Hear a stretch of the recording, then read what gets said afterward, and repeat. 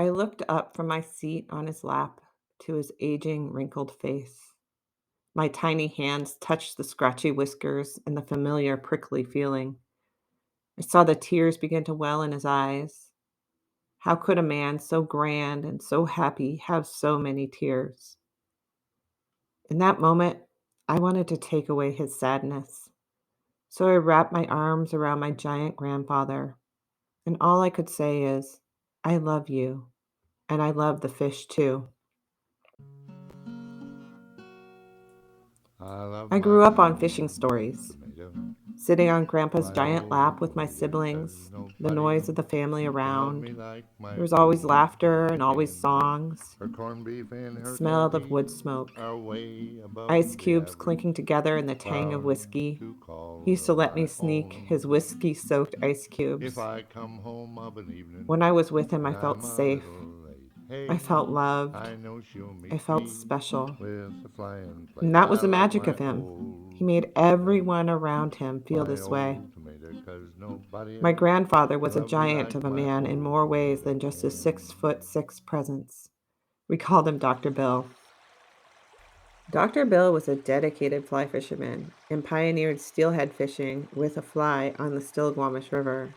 He was a founding member of the Washington Steelhead Fly Fishers, along with other legends, Wes Drain, and Sid Glasso, and Tate Mason, all big names in the fly fishing world. He had been fishing the Still River since the 1930s.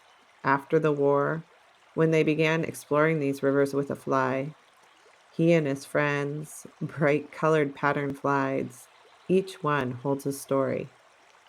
My mom can still remember him calling out on his way out the door, I'm going fishing on the Stilly, no matter what the season. Man, did he love the Stilly. You want to feel that you're alone, communing, one with nature. You're out. You don't necessarily have to be successfully catching fish, but you at least are reading the stream. You're watching the birds. You're enjoying the foliage on the trees. You Back then, catching 25 or 30 fish wasn't that uncommon. Of course, that was in the summer. In winter, you'd catch fewer, but they were much bigger. Maybe there'd be 10 in a winter day. Most of these fish were kept. This was before catch and release, and that really didn't begin until the mid 70s. It was this fish that brought the tears to his eyes that day I sat on his lap almost 40 years ago. I don't remember him ever sharing the story without that sadness.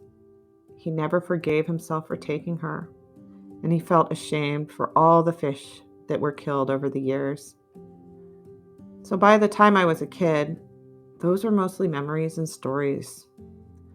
The time of abundant steelhead on the Stilly had already passed, and Grandpa wasn't able to go out and wade the big rivers anymore. Now it's normal to go out and not even get a bite.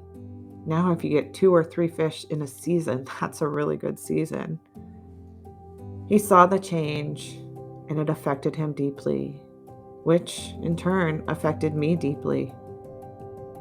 Grandpa passed over 20 years ago, but I still feel his wisdom.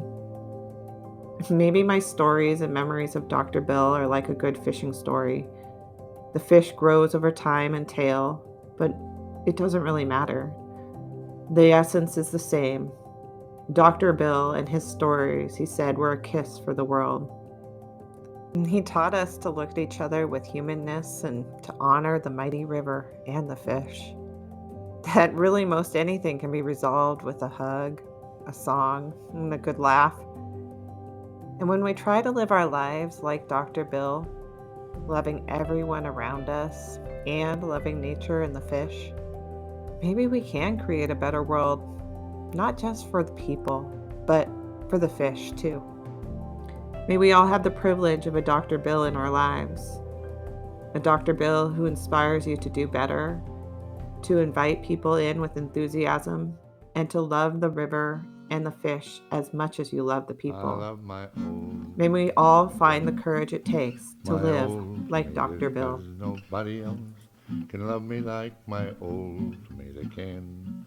Her corned beef and her cabbage are way above the average. proud to call her my own.